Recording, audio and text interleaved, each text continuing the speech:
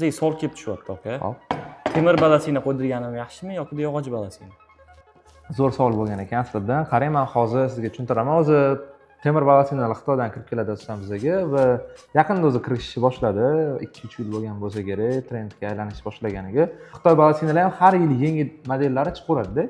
Bitta o'xshatish qilaman. Masalan, Xitoy mashinalari har yili yangi model chiqadi. O'tgan yili chiqqan modeldan keyin yana bitta bu yil yangi model chiqsa, sizga aniq o'tgan yilgi model yoqmay qoladi. Keyin yana bitta narsa, klassika bor, klassika.